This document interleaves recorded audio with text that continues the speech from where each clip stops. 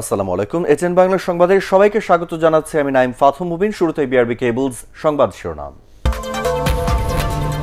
ঈদের আগে গণপরিবহন চালুর চিন্তা করছে সরকার। মারাত্মক ঝুঁকিপূর্ণ দেশগুলো ছাড়া আন্তর্জাতিক ফ্লাইট চলাচল শুরু।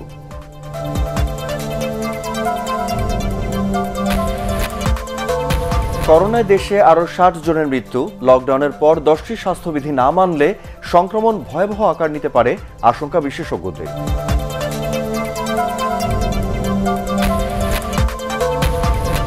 ঈদের আগেই তালিকাভুক্ত হতদরিদ্র ৩৫ লাখ পরিবারকে মোবাইলে টাকা পাঠাবেন প্রধানমন্ত্রী।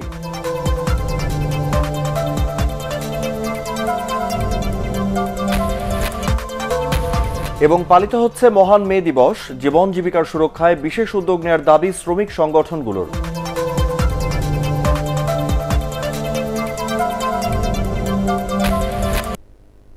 শুনছিলেন বিআরবি কেবলস সংবাদ শিরোনামগুলো, এবারে বিস্তারিত। লকডাউন শেষে ঈদের আগে সাধারণ মানুষের কথা বিবেচনা করে গণপরিবহন চালুর চিন্তা ভাবনা করছে সরকার। রাজধানীর সরকারি বাসভবনে সংবাদ সম্মেলনে সড়ক পরিবহন ও সেতু মন্ত্রী ওবায়দুল কাদের এ তথ্য জানান। একই সাথে আন্দোলন ও বিক্ষোভের পথে না গিয়ে পরিবহন মালিক এবং শ্রমিকদের ধৈর্য ধরারও আহ্বান জানান আওয়ামী লীগ সাধারণ সম্পাদক ওবায়দুল কাদের। শ্রমিকদের জনস্বার্থে কথা বিবেচনায় রেখে সরকার গণপরিবহন চালুর ব্যাপারেও চিন্তা ভাবনা করছে। কাজেই আন্দোলন বিক্ষোভে না গিয়ে আমি বাংলাদেশে পরিবহন শ্রমিক ভাইদের আপাতত ধৈর্য ধরার আহ্বান জানাচ্ছি। করোনা সংক্রমণের মারাত্মক ঝুঁকিতে থাকা দেশগুলো ছাড়া শর্ত সাপেক্ষে আবারও আন্তর্জাতিক ফ্লাইট চলাচল শুরু হয়েছে। ভারত, ব্রাজিল, আর্জেন্টিনা, কলম্বিয়া ও কোস্টারিকা সহ বেশি ঝুঁকিপূর্ণ 12টি দেশে যাত্রীবাহী বিমান চলাচল করবে না। কম ঝুঁকিপূর্ণ ইতালি, ইরাক, বাহরাইন, কুয়েত ও কাতার সহ 26টি দেশে ফ্লাইট চলবে শর্ত সাপেক্ষে। এসব দেশ থেকে আসা যাত্রীদের করোনা নেগেটিভ সনদ ও 14 দিন হোম কোয়ারেন্টাইনেও থাকতে হবে। এক প্রজ্ঞাপনে এসব সিদ্ধান্তের কথা জানিয়েছে বেসরকারি বিমান চলাচল কর্তৃপক্ষ। তবে কাতার, বাহরাইন এবং কুয়েত থেকে আসা যাত্রীদের 3 দিনের প্রাতিষ্ঠানিক কোয়ারেন্টাইনে থাকার পর আবার করোনা পরীক্ষা করাতে হবে। আজ থেকে আন্তর্জাতিক কমার্শিয়াল ফ্লাইটগুলো পুনরায় চালু করার সিদ্ধান্ত নেওয়া হয়েছে। সংক্রমণের হারের বিবেচনায় 12টি দেশ অতি ঝুঁকিপূর্ণ তালিকায় আছে এবং 26টি দেশ ঝুঁকিপূর্ণ তালিকায় আছে। এই 12টি দেশে সাময়িকভাবে গমনাগমনের নিষেধাজ্ঞা থাকবে। আর 26টি দেশ থেকে সম্মানিত যাত্রীগণ পিসিআর সনদ, নেগেটিভ সনদ এবং আসার পরে 14 দিন প্রাতিষ্ঠানিক কোয়ারেন্টাইন বাধ্যতামূলকভাবে থাকতে হবে। করোনা একদিনের ব্যবধানে দেশে আবারও বেড়েছে মৃত্যুর সংখ্যা। তবে গত 24 ঘন্টায় মারা গেছেন 60 জন। মৃতদের মধ্যে 37 জন পুরুষ ও 23 জন মহিলা। এ নিয়ে করোনা ভাইরাসে মোট প্রাণ হারালেন 11,510 জন। তবে মৃত্যু বাড়লেও কমেছে শনাক্তের সংখ্যা। সবশেষ একদিনে 15,117টি নমুনা পরীক্ষা করে 1,452 জনের ভাইরাস শনাক্ত হয়েছে। শনাক্তের হার 9.61%। দেশে বর্তমানে মোট করোনা আক্রান্তের সংখ্যা 7,60,584 জন। ঢাকা বিভাগে সর্বোচ্চ 28 জন মারা গেছেন।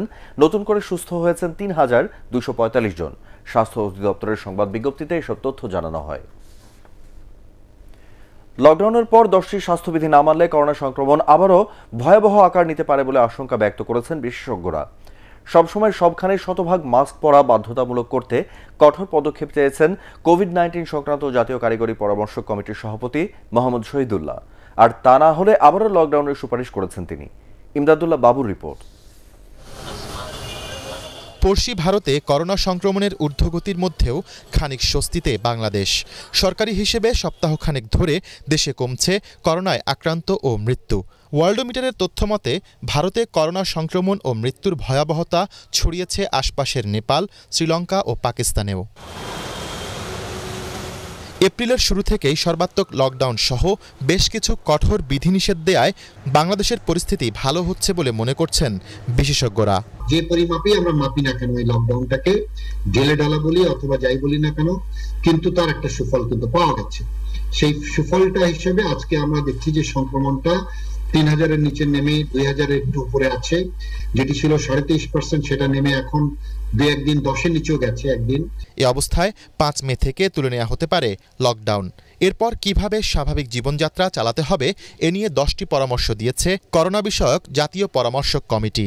ঘর থেকে বেরোনোর সময় মাস্ক পরে বেরোতে হবে এবং ওই মাস্ক পরা অবস্থায় আমি যদি অফিসে থাকি, কাজ করি, দোকানপাটে যাই, সেটা ওই অবস্থায় মাস্কটা সবসময় জন্য পরা থাকতে হবে। ইন্ডিয়ান যে মিউট্যান্ট সেটি দেখার জন্য আমাদের মনে হয় জিনোম সিকোয়েন্সিং এর সংখ্যা বা মাত্রাটা বাড়ানো দরকার। করোনা সংক্রমণ রোধে লকডাউনের পরেও সরকারকে স্বাস্থ্যবিধি মানার বিষয়টি কঠোর মনিটরিংয়ে রাখার পরামর্শ দিয়েছেন কমিটির বিশেষজ্ঞরা। ইমদাদুল্লাহ বাবু, এটিএন বাংলা, ঢাকা। করোনায় ক্ষতিগ্রস্ত দেশের প্রান্তিক জনগোষ্ঠীর মানবিক সহায়তায় কাজ করছে সরকার। ঈদের আগে তালিকাভুক্ত হতদরিদ্র ৩৫ লাখ পরিবারকে এবারও মোবাইল ব্যাংকিংয়ের মাধ্যমে টাকা পাঠাবেন প্রধানমন্ত্রী শেখ হাসিনা। এছাড়া অসহায় ও কর্মহীন মানুষদের মধ্যে সব ধরনের মানবিক সহায়তা পৌঁছে দিতে প্রয়োজনীয় নির্দেশনা দিয়েছেন তিনি। আপেল মাহমুদের রিপোর্ট। করোনা ভাইরাসের দ্বিতীয় ঢেউয়ে বিপর্যস্ত জনজীবন।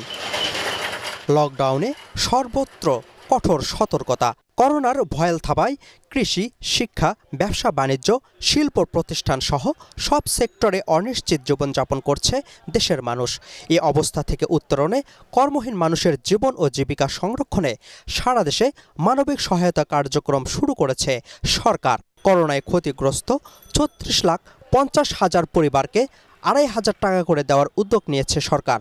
তথ্য প্রযুক্তির মাধ্যমে চিহ্নিতদের মোবাইল ব্যাংকিং অ্যাকাউন্টে এ অর্থ পৌঁছে যাবে ঈদের আগেই। রোববার সরকার প্রধানের হাত ধরেই উদ্বোধন হবে এ কার্যক্রম। আগামী ২রা মে মাননীয় প্রধানমন্ত্রীর হাত দিয়ে এটি এই ৩৬,৫০,০০০ দরিদ্র এবং অসহায় ছিন্নমূল মানুষকে অর্থ প্রদান কার্যক্রম সেটিও শুরু হতে যাচ্ছে এবং সেক্ষেত্রেও প্রায় ৯১২,৫০,০০,০০০ টাকা মাননীয় প্রধানমন্ত্রী স্যাংশন করেছেন। এছাড়া জেলা প্রশাসকদের মাধ্যমে নগদ অর্থ ও খাদ্য সহায়তা সহ সব ধরনের সামাজিক নিরাপত্তা কার্যক্রম চলমান রেখেছে সরকার।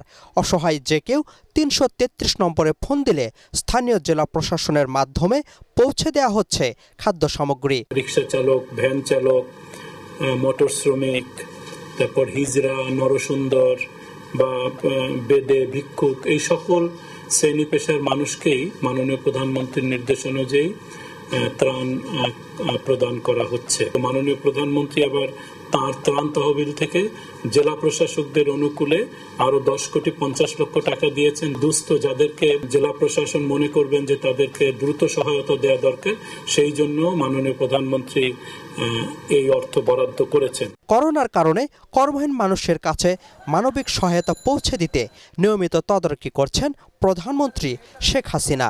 নিম্ন আয়ের মানুষের পাশে থেকে সরকারের এ সহায়তা অব্যাহত থাকবে বলে জানান প্রধানমন্ত্রীর কার্যালয়ের সচিব।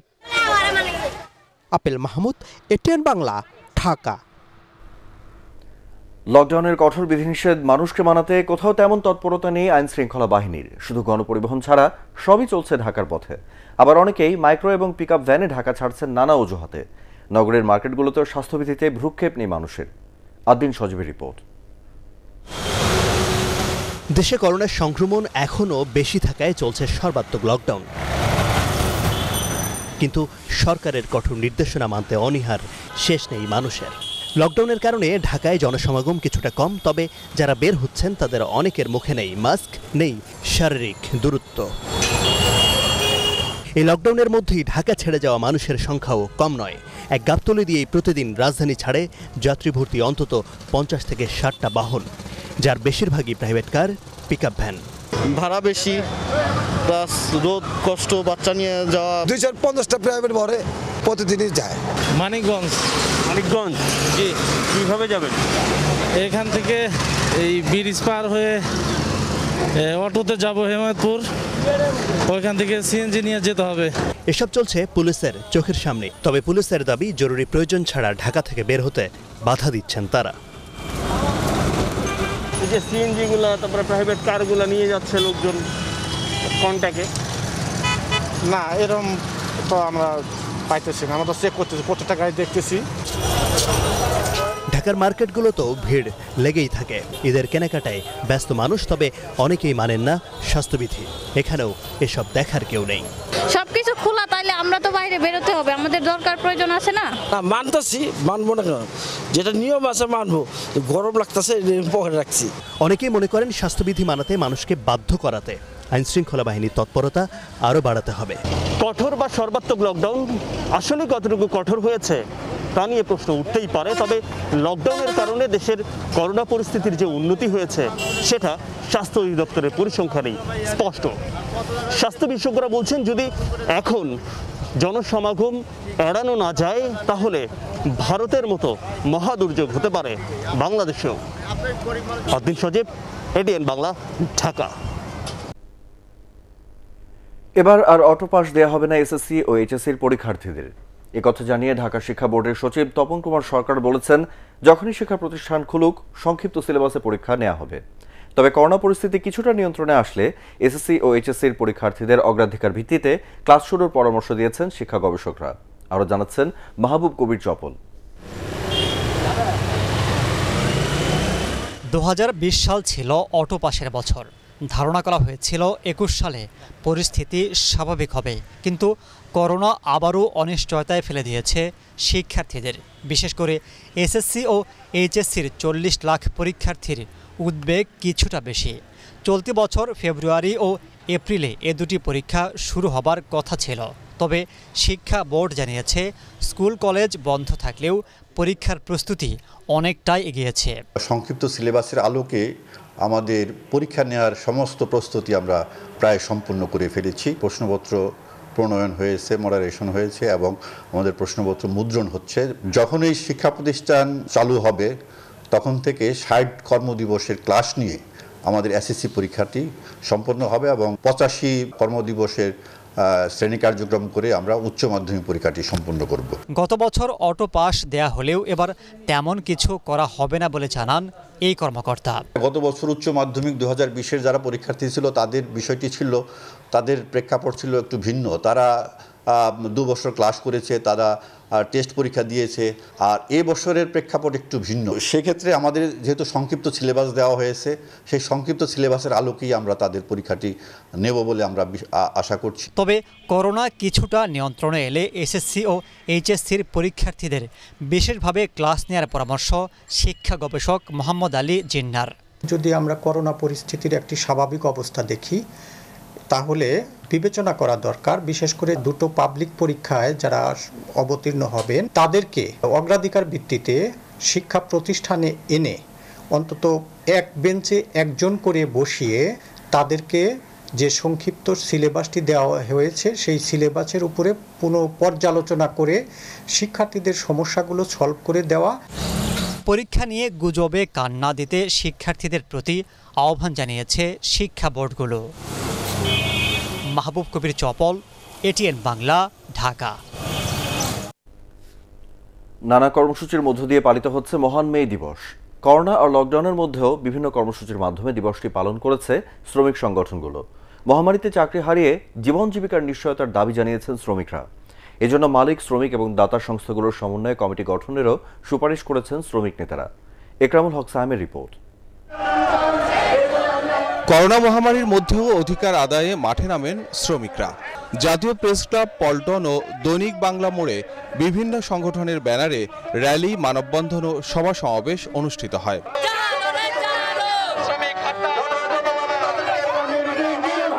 তবে এবার মে দিবসে গার্মেন্টস শ্রমিকদের মাঠে দেখা গেছে কম। বিচ্ছিন্নভাবে কর্মসূচি ছিল অপ্রাতিষ্ঠানিক খাতের শ্রমিকদেরও। প্রতিটি সেক্টরে শ্রমিকদের সংগঠিত হওয়ার অধিকার, অবাধ ট্রেড ইউনিয়ন অধিকার নিশ্চিত করতে হবে। শ্রমজীবী মানুষের আজকেও মুক্তি মিলেছে কিনা সেটা আমাদের আজকে ভেবে দেখা উচিত। মহামারীতে অনেকদিন থেকেই কর্মহীন শ্রমিকরা। অনেকের চাকরি থাকলেও বেতন নেই, অনেকে আছেন চাকরি হারানোর ঝুঁকিতে। এই অবস্থায় প্রাতিষ্ঠানিক ও অপ্রাতিষ্ঠানিক শ্রমিকদের সুরক্ষায় বিশেষ উদ্যোগ নেওয়ার দাবি জোরদার হচ্ছে। হোটেল ট্যুরিজম সেক্টরে প্রায় 40 লক্ষ এখানে আমাদের পর্যটন কর্মী কাজ করে। আমাদের বেতন নাই, আমাদেরকে বিনা মজুরিতে ছুটিতে পাঠানো হচ্ছে। নগদ অর্থ কোনো সহায়তা, খাদ্য সহায়তা কোনো কিছুই আমাদের বলায় নাই। শ্রমিকরা বলছেন তাদের দুর্দশা দূর করতে শ্রম আইনে সঠিক নির্দেশনা নেই, তাই এই আইন সংশোধনের দাবি তাদের। কৌশলে শুধুমাত্র অল্প কিছু প্রাতিষ্ঠানিক সেক্টরকেই এই শ্রম আইন সুরক্ষা দিচ্ছে। 1886 সালের এই দিনে যুক্তরাষ্ট্রের শিকাগো শহরের হে মার্কেটে শ্রমিকরা 8 ঘন্টা কাজের দাবিতে জীবন উৎসর্গ করেন। তাদের আত্মদানকে স্মরণ করে সারা বিশ্বে পালিত হচ্ছে মহান মে দিবস। ইকরামুল হক সায়েম, এটিএন বাংলা, ঢাকা। অপ্রাতিষ্ঠানিক খাতে নিয়োজিত দেশের মোট শ্রমশক্তির প্রায় 86% কর্মীর নেই নির্ধারিত মজুরি। বিশ্লেষকরা বলছেন 5 দশকেও বাস্তবায়ন করা যায়নি এসব শ্রমিকের ন্যায্য অধিকার। করোনায় আয় কমে যাওয়ায় দুর্বিষহ জীবন কাটাচ্ছেন তারা। তবে শ্রম ও কর্মসংস্থান সচিব কে এম আব্দুস সালাম জানিয়েছেন, করোনাকালে কাজ হারানো শ্রমিকদের 1.5 কোটি টাকার বিশেষ তহবিল থেকে সহায়তা দিচ্ছে সরকার। শারফুল আলমের রিপোর্ট।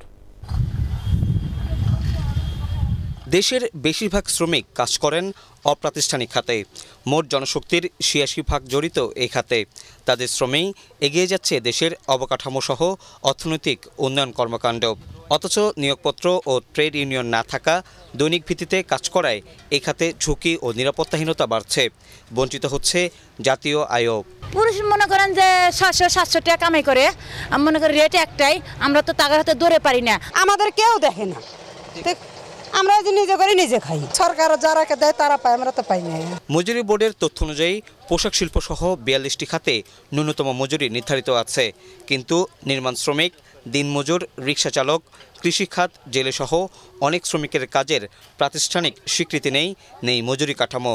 অধিকার আদায়ের দাবিতে প্রাণও দিতে হয় এদেরই সবচেয়ে বেশি। অপ্রাতিষ্ঠানিক খাতের শ্রমিকরা খুব দ্রুত কর্মস্থল পরিবর্তন করে, যার কারণে তাদের অধিকার নিশ্চিত করা কঠিন হয়ে পড়ে। এছাড়া শ্রম আইনেও অনেকগুলো অপ্রাতিষ্ঠানিক খাতকে অন্তর্ভুক্ত করা হয়নি। বিশেষত আমাদের যে ইনফর্মাল সেক্টরে যেসব নারীরা কাজ করেন, কনস্ট্রাকশনে কাজ করেন, অন্যান্য জায়গায় কাজ করেন, সেখানে কিন্তু আয়ের বৈষম্য রয়ে গেছে। এইসব জায়গাগুলোতে আমাদের দৃষ্টিভঙ্গির পরিবর্তন যেমন দরকার, আইন যেগুলো আছে আইনের প্রয়োগও আমাদের শক্তিশালী করার প্রয়োজন পড়বে। তবে করোনা মন্দায় কাজ হারানো 6,500 অপ্রাতিষ্ঠানিক শ্রমিককে সামাজিক সুরক্ষা প্রকল্পের আওতায় সহায়তা দেওয়া হচ্ছে বলে জানান শ্রম সচিব। 1500 কোটি টাকার একটা বাজেট রয়েছে, যারা চাকরি কাজ হারিয়ে আছে আর কি, তাদেরকে আমরা 5 কোটি টাকা দেওয়া হয়েছে। বিশ্লেষকরা বলছেন, দিনে দিনে শ্রমিকরা অধিকার যতটুকু পেয়েছেন তার সাথে পাল্লা দিয়ে বেড়েছে নিরাপত্তা ঝুঁকি আর ক্ষতিপূরণ না পাওয়ার হাহাকার। 8 ঘন্টা কাজ, 8 ঘন্টা বিনোদন আর 8 ঘন্টা বিশ্রামের দাবিতে শ্রমিক দিবসের যে আন্দোলন শুরু হয়েছিল, অনেক দেশে তা বাস্তবায়িত হলেও বাংলাদেশে অনেকাংশে তা বাস্তবায়ন হয়নি বলে মনে করছেন বিশেষজ্ঞরা। শারফুল আলম, এটিএন বাংলা, ঢাকা। বিএনপি ও তাদের মিত্রদের টেলিভিশনের পর্দায় দেখা গেলেও জনগণের পাশে তারা নেই বলে মন্তব্য করেছেন তথ্য ও সম্প্রচার মন্ত্রী ডক্টর হাসান মাহমুদ। চট্টগ্রামের রাঙ্গুনিয়ায় নিজস্ব অর্থায়নের দিনমজুর ও দরিদ্রদের মধ্যে খাদ্য সামগ্রী বিতরণ অনুষ্ঠানে তিনি এ মন্তব্য করেন। করোনার দ্বিতীয় ঢেউয়ে খেটে খাওয়া মানুষের কথা বিবেচনা করে প্রধানমন্ত্রী শেখ হাসিনার নির্দেশে ব্যাপক ত্রাণ তৎপরতা চলছে বলে জানান ডক্টর হাসান মাহমুদ। এনএনকে ফাউন্ডেশন এবং পরিবারের পক্ষ থেকে 10,000 মানুষের মধ্যে আমরা খাদ্য সামগ্রী বিতরণ করব।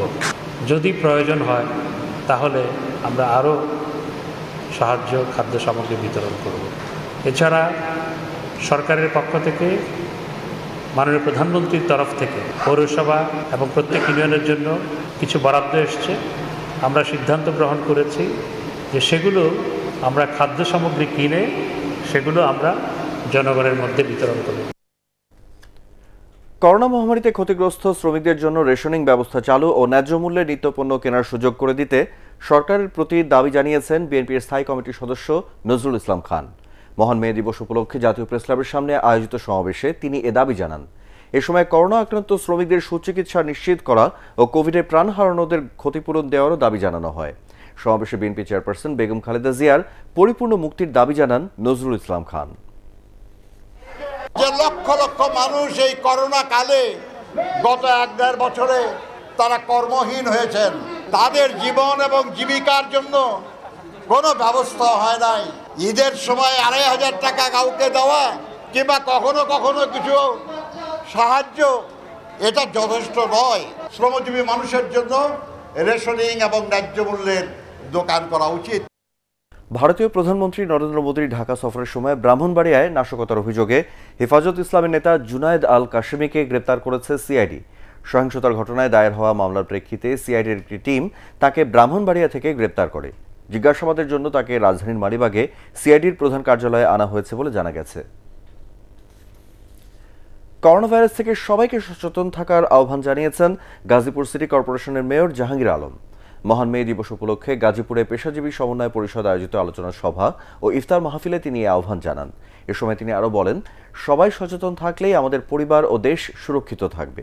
এর আগে জাতীয় মহিলা সংস্থার এমব্রয়ডারি এবং সেলাই প্রশিক্ষণপ্রাপ্ত নারীদের মধ্যে ভাতা প্রদান করেন গাজীপুরের মেয়র।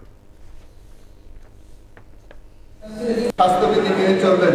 করোনা ভাইরাস থেকে অবশ্যই আপনারা নিরাপদে থাকবেন, নিজে এবং নিজের পরিবারকে নিরাপদ রাখেন, তাহলে সমাজ ব্যবস্থায় সবাই আমরা শান্তিপূর্ণ অবস্থায় থাকব। এবারে ই ভ্যালি ঈদ বাজার জমে উঠতে শুরু করেছে ঈদ কেনাকাটা। শপিং মলগুলোতে আগের চেয়ে বেড়েছে ক্রেতা, আর তাই বিক্রেতাদের মুখে হাসি। লকডাউন উঠে গেলে কাঙ্ক্ষিত বিক্রি করতে পারবেন বলে আশা করছেন তারা। আরও জানাচ্ছেন নিয়াজ জামান সজীব। করোনা ভাইরাসের সংক্রমণ ও মৃত্যুর হার কিছুটা কমায় শপিং মলগুলোতে বেড়েছে ক্রেতাদের ভিড়। ঈদের আর মাত্র কয়েকদিন বাকি। এই সময়ে অন্যান্যবার বিক্রির ধুম লেগে যায়। এখনও সেই মাত্রায় বিক্রি না হলেও ক্রেতারা আসছেন, দেখছেন, পছন্দ হলে কিনে নিয়ে যাচ্ছেন। শখ ও সাধ্যের মিল হলে করোনা ভাইরাসের কথা মাথায় থাকছে না ক্রেতাদের। গত বছর তো কোনো কিছু কিনা হয় নাই, বেরও হয় নাই, তো এই বছর টুকটাক কিছু কিনতেছি। বাচ্চাদেরও তো আসলে মানানো খুব টাফ। স্যানিটাইজার হাতে ইউজ করি, তারপরে মুখ বাঁধা থাকে বা মুখ খুলে কার সাথে কথা বলি না। এবার ঈদে আমি আমার জন্য জামা কিনেছি এবং জুতো কিনেছি, প্লাস আমার বোনের জন্য জামা কিনেছি এবং জুতো কিনেছি। আমার বাচ্চার জন্য, পরিবারের ময় মুরব্বীদের জন্য কিছু কিনবো। বিক্রেতারাও এখন খুশি। গত কয়েকদিনের চিন্তা অনেকটাই কমে গেছে। তাদের আশা আগামী 5 মের পর লকডাউন উঠে গেলে বিক্রি আরো বাড়বে। দূরযাওয়ানের গাড়িগুলো চলতেছে না, এই জন্য কাস্টমার দূর দূরান্তে আসতে পারতেছে না। আলহামদুলিল্লাহ ভালো, সামনে আরো ভালো হবে আশা করি। 90-95 লাখ, 1 লাখ 10-20 এরকম হয়। ঈদের 3-4 দিন আগে একটু ভালো বেচা কেনা হয়, সেই চিন্তা ভাবনায় আছি। তবে এখনো শতভাগ স্বাস্থ্যবিধি মানছেন না ক্রেতা বিক্রেতারা। নিয়াজ জামান সজীব, এটিএন বাংলা, ঢাকা। এবারে আল আরাফা ইসলামী ব্যাংক অর্থ সংবাদ।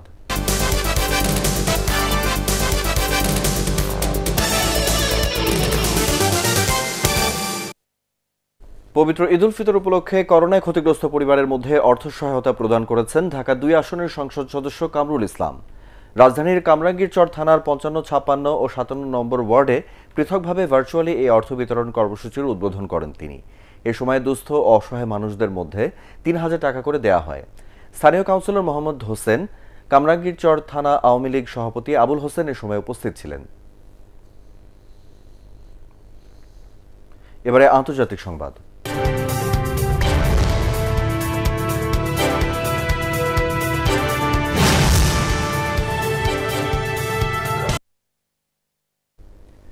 ভারতে গত 24 ঘন্টায় 4 লাখেরও বেশি মানুষ করোনা ভাইরাসে আক্রান্ত হয়েছেন। এ নিয়ে আক্রান্তের সংখ্যা ছাড়িয়েছে 1,91,64,000। সর্বশেষ একদিন মারা গেছেন 3,523 জন। এ নিয়ে মোট মৃতের সংখ্যা 2,12,000-এর কাছাকাছি। এদিকে গুজরাটের একটি কোভিড হাসপাতালে অগ্নিকাণ্ডে মারা গেছে অন্তত 18 জন রোগী, দগ্ধ হয়েছে শতাধিক মানুষ। সংক্রমণ হু হু করে বাড়তে থাকলেও ভ্যাকসিন সংকটে 18 বছরের ঊর্ধ্বে সবাইকে টিকার আওতায় আনতে পারছে না দিল্লি সহ বিভিন্ন রাজ্য। অনির্দিষ্টকালের জন্য বন্ধ করে দেওয়া হয়েছে শপিং মল, বিউটি পার্লার ও সিনেমা হল। সেহরি ও ইফতারের সময়সূচি।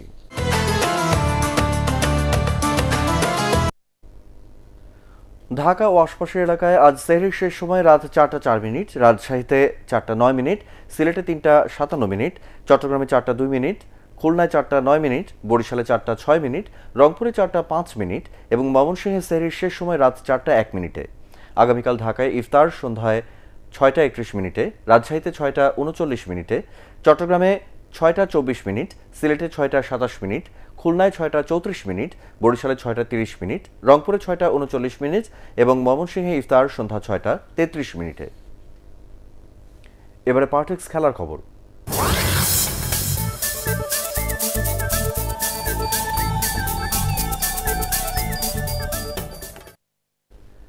সাঁত্রিশ রানের শেষ 7 উইকেট হারিয়ে পাল্লেকেলেতে দ্বিতীয় টেস্টের প্রথম ইনিংসেই 251 রানেই গুটিয়ে যায় বাংলাদেশ।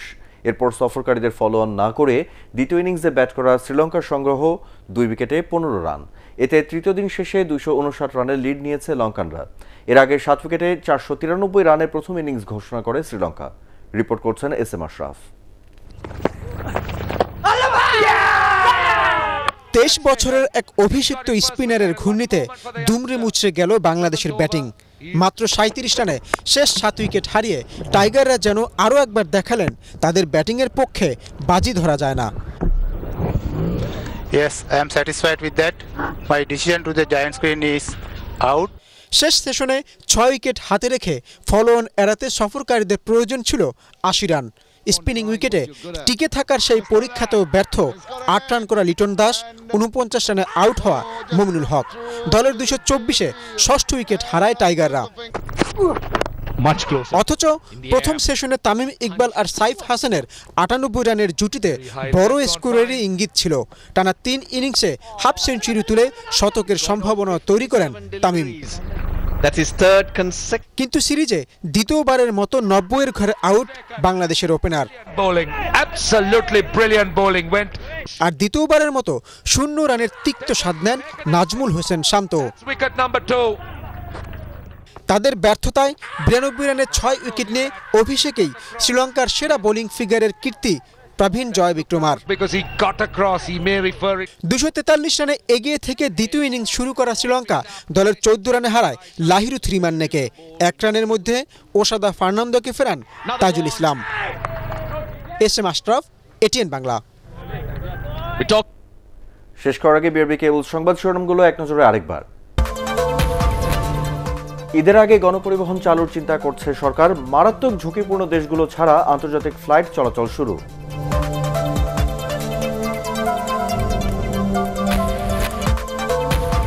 করোনায় দেশে আরো 60 জনের মৃত্যু। লকডাউনের পর 10টি স্বাস্থ্যবিধি না মানলে সংক্রমণ ভয়াবহ আকার নিতে পারে আশঙ্কা বিশেষজ্ঞদের।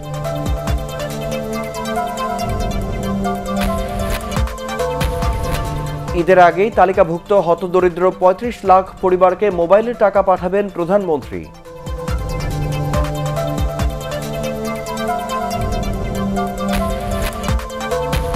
এবং পালিত হচ্ছে মহান মে দিবস। জীবন জীবিকার সুরক্ষায় বিশেষ উদ্যোগ নেওয়ার দাবি শ্রমিক সংগঠনগুলো।